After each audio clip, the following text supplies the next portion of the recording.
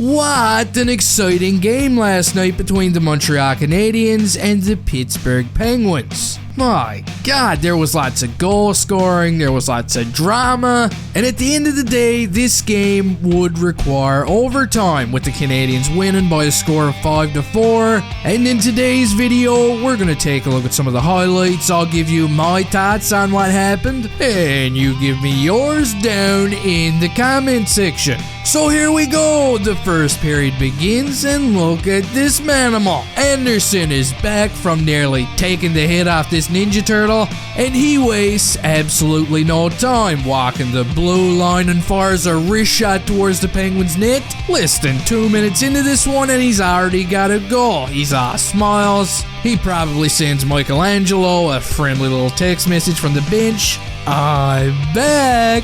Now, Cole Caulfield was all over the puck during this period, but he could not find the back of the net. He was also the victim of a dangerous-looking trip, compliments of Sidney Crosby. Oh, look at that. That could have been really bad. The Canadiens don't capitalize on the power play because, well, of course they don't. Some more time dwindles away on the clock. The period is almost over. And then Jeff Petrie, look at him. He goes full-on flamingo here. Looks like a dive to me. Anderson doesn't like it. The fans don't like it. Even the Bell Center organist doesn't like it. She starts playing the organ before the whistle is even blown, which just causes mass confusion. Half the players on the ice, they kind of stop playing. And the Pens, they actually get a shot out of this. Jake Allen's forced to make a save. It was kind of a funny situation, and I love the reaction from the Habs bench on this. Look at these guys. We got the Bermuda Triangle of WTF faces here. But anyway, the period comes to an end, and the Pens, they start the second period on the power play, and you'll never guess what happens.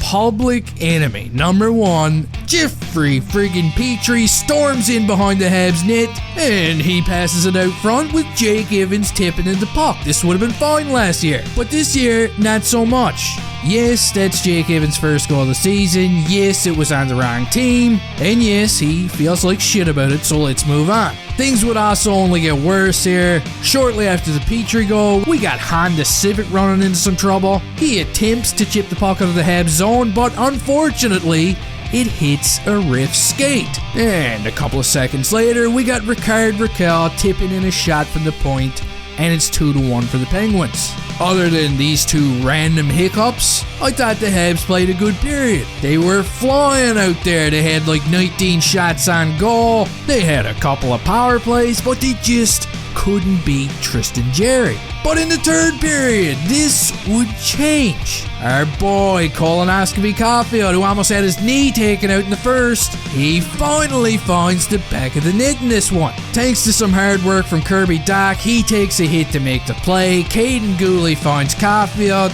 Doc parks his big ass in front of the net, and bam, we got a tie game. Doc takes a second to do a stare down, gives him the old F you, and the Habs are happy once again. But get ready, because this period was a complete emotional roller coaster. You see, a couple of minutes after the Caulfield goal, Evgeny Malkin would score because, well, he seems to always pot one against the Habs. Now it's 3-2 for the Pens, but Nick Suzuki would have an answer less than a minute later. He scores a nifty little goal here. What a piece of art from Nick Suzuki. This is just pure filth. I mean, Cole Caulfield doesn't even get a point on this one, but look at the pure joy on his face. That's a team guy right there. God, I love this team. And after the Suzuki goal, this is when the refs, they decide to, get on with their shenanigans. They want to get more involved, so they begin calling more penalties on both teams. We got Chewbacca here, David Savard. He takes one during a 4-on-4 when everybody's trying to figure out what he's even doing on the ice.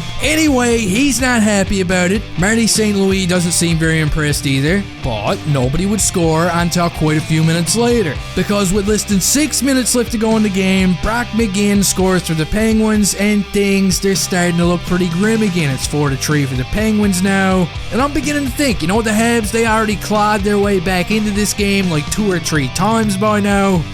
Can they do it again? Yes, they can. And on the power play, look at this. Suzuki, Drouin, Doc, and Monahan at the doorstep, banging home the garbage goal. Gee, he looks good. This game needed overtime. This game needed a hero. And Mike Hoffman is the answer. He's been as hot as the devil's ass crack lately. It's a known fact that Edmonton has been trying to get their hands on Hoffman all week now. They're offering McDavid, they're offering a first. And Kent Hughes is playing it smart because his value continues to rise. Kirby, Doc is in on a 2-on-1. He slithers a pass over to Mike Hoffman, and bam, pure joy on the face of Mike Hoffman. Can you imagine what he looks like when he's being tickled? This is it right here. Those are belly laughs. And that does it for this game. All I know is, win or lose, this is one of the most exciting Habs teams that I've seen in a very long time. Let me know what you thought of this game down in the comment section. Don't forget to blindside hit the like button on the way out of here. And hey, I'll see you next time.